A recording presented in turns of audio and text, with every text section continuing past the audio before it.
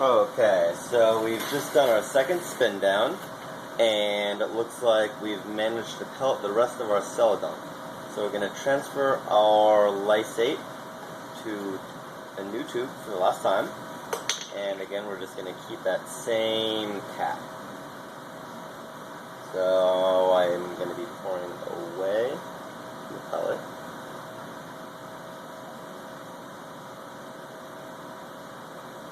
Try to get every last drop here. Toss the old tube, and cap that new tube. Rinse, wash, repeat for the next couple of samples. And I'm going to be looking, let's look at the small pellet there. Pour away from that pellet. And I try to hold it, I try to have my fingers around the tube in such a way that if there's any sort of condensation or water, my fingers capture it and it doesn't flow into my sample. So I can toss that and cap. Our last sample, same thing. For this one, I guess it got cleared. Oh, there's a tiny pellet. So just going to get some of that water off of there. Not sure where that's coming from. And just pour it in.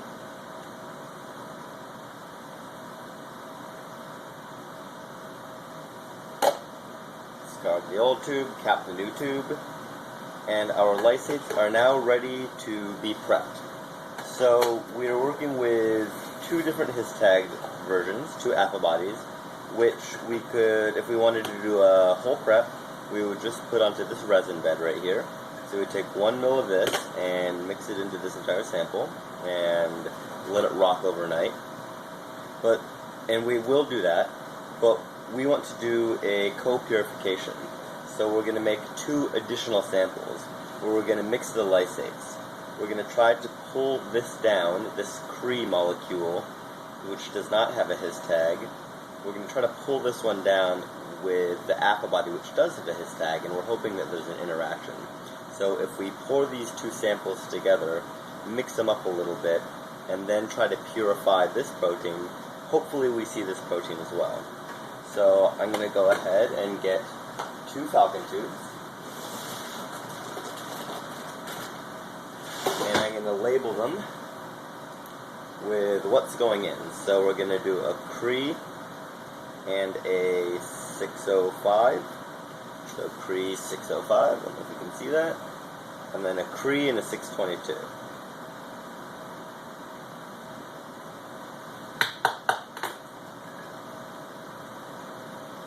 And we're going to be pouring in 1/3 of that volume, 1/3 of that volume,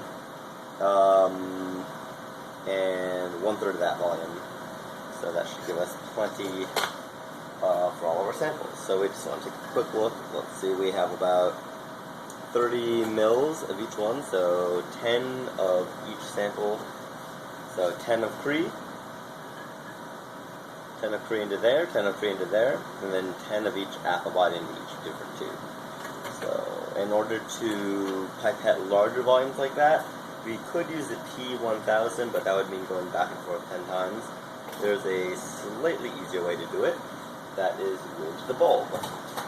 So we get this little bulb right here, and it's really cool. If you hold on the top, you can eject out all of the air, and when you press on this S, it sucks it up, and then if we had a tube, when we press E, it will expel everything.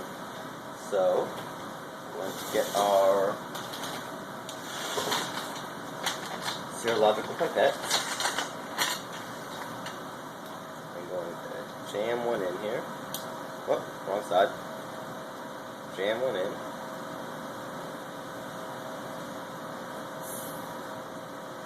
Create our suction. And I'm going to want to use sterile techniques here. I was tempted for a second there to be lazy, but we should be sterile. So just going to quickly flame it off. Move that flame to the other side, hopefully you can still see. And I can just lay this off, I don't know if you can see that, I can just lay this off to the side so that the portions that are touching the table will not be touching the the samples as I transfer all of the liquids.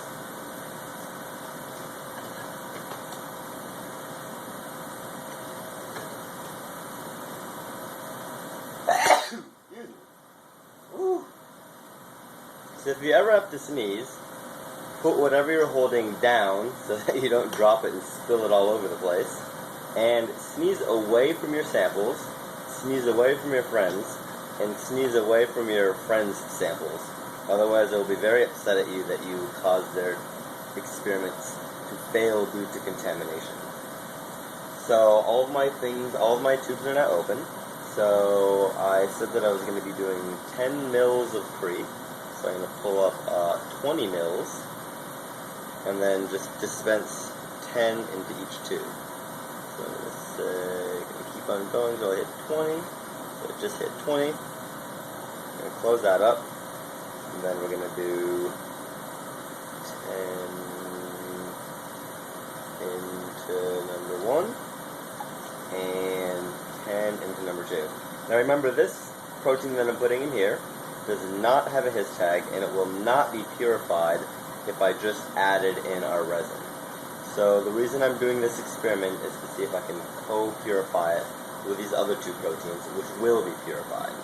So now that I've put that Cree in there, I am going to put my other two proteins, and I need to switch tips. I don't want to contaminate anything.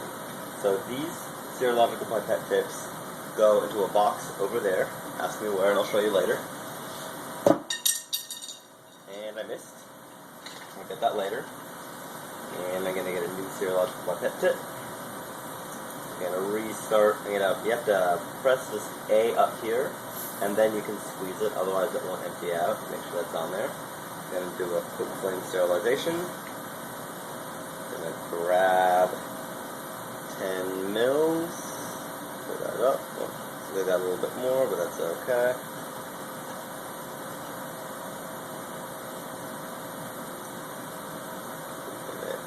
Checked.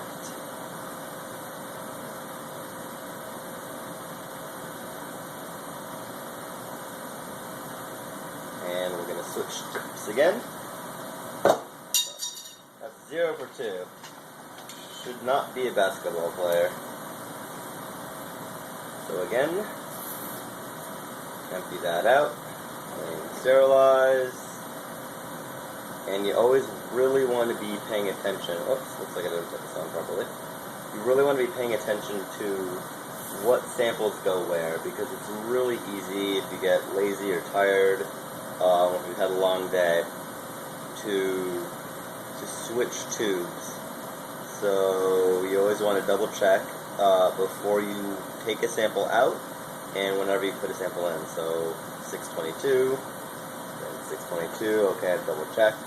And then I'm going to eject it.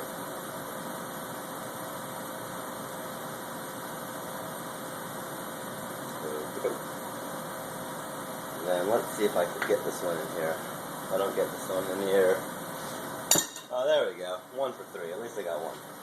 So now all of our samples are ready for the actual resin binding.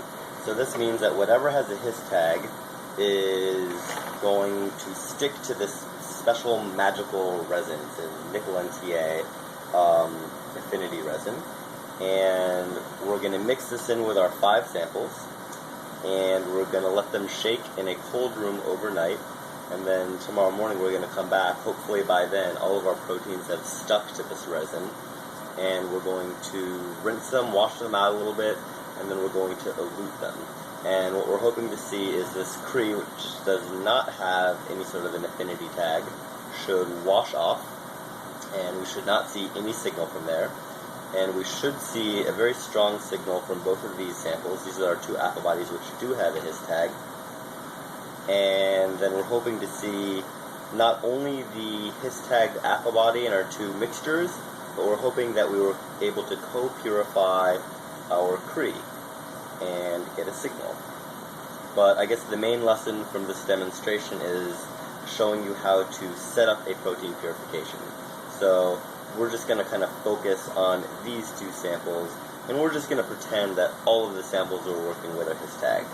So as far as just setting up a protein purification, if we have all of our lysates, all we need to do now is add about 1 ml of this. So all of my tops are loosened. I'm going to get my P1000, and actually, you know what? Maybe 1 ml is a little bit overkill. No, I'm just going to do it. I like lots of protein. So you can get away with doing a little bit less, but I'm a little bit nervous that I might get a weak signal, so I'm going to do a lot. So I'm going to start off by vortexing this. I don't know if you can see that. Here, I'll change the camera. Vortexing. Got to get that mixed up really well. And my pipette is set to 1,000. Take that off. And then I'm just going to add 1 ml to each sample. So...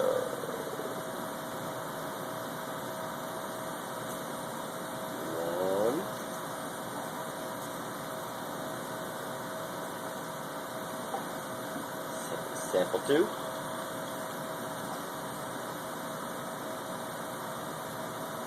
And then every now and again I'll give it a quick mix of my pipette, just because this stuff does tend to settle down. That's sample 3, and now I'm just mixing it in between every sample. Oh, looks like I need to vortex again. So I just got to remember, I've done 3 so far, it's easy to lose track. And here we're going to vortex it again. So we only have 2 more to go.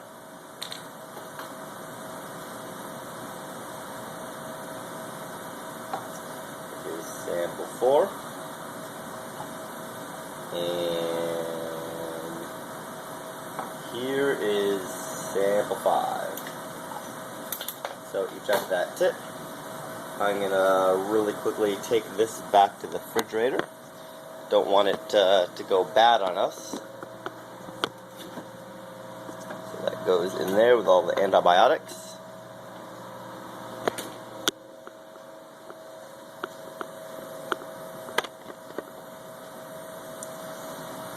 And now, all we got to do is cap it up, vortex it, and then we're going to put it in a rocker in the cold room. So essentially what a rocker is just a little platform that moves around. It kind of goes like that kind of a motion. And we want to have a gentle swishing of our samples so that the proteins have a chance to bind to our resin bed. So they'll be doing that all night long, and then we're going to come in tomorrow morning and we're going to hopefully have some protein.